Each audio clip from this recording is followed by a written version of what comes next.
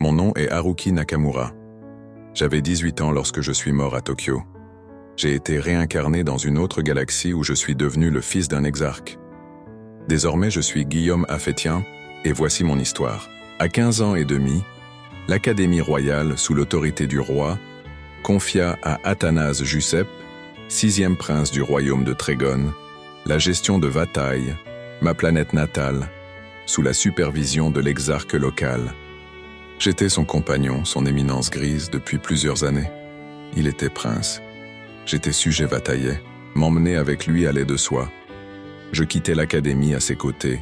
Mon rôle serait celui de prévôt stagiaire, une sorte de premier ministre comtal sous la responsabilité du prévôt en titre.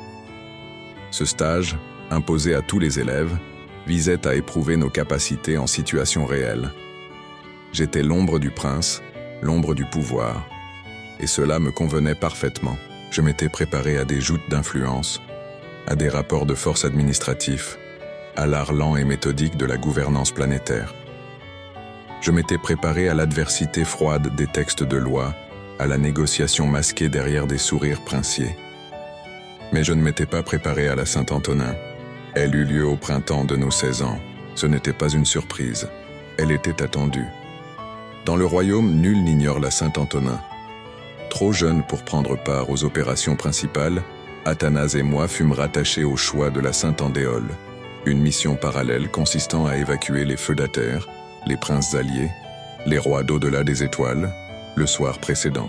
Ce fut là que ma connaissance du japonais, héritée de ma première vie, se révéla précieuse. Officiellement, j'avais fait semblant d'apprendre cette langue depuis l'enfance. En réalité, je la parlais déjà couramment. Mais bientôt, mon niveau ne passa plus inaperçu, et on cessa de poser des questions. Lors de la Saint-Andéole, je fus donc affecté à l'escorte d'un petit détachement militaire chargé de transférer, à travers le temps et l'espace, la famille impériale vers leur nouvelle planète.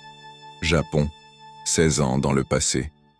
À la tête du détachement se trouvait une jeune femme 10 ans plus âgée que moi, Akari Saeba. Son autorité était nette, discrète, sans emphase.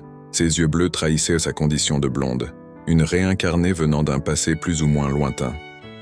Il était étrange pour nous deux de fouler ces terres familières après tant d'années d'exil. Une nostalgie douce et poignante nous traversa. Elle surprit la mienne, un garçon prétendument né loin de tout héritage nippon, et me posa une question à demi-mot. Je mentis, je dis que la culture japonaise m'avait toujours fasciné, et que c'était l'une des raisons pour lesquelles j'avais choisi d'apprendre cette langue avec tant de sérieux. Elle hocha la tête, pensive, sans ajouter un mot. Mon explication lui suffit. Nous menâmes la mission à bien. La famille de l'empereur fut évacuée, saine et sauve. Je n'étais plus l'otaku effacé de Tokyo, ni même tout à fait Guillaume Afetian. Je devenais autre chose, une présence muette au cœur des décisions, une mémoire vivante parmi les puissants. Une fonction, plus qu'un nom.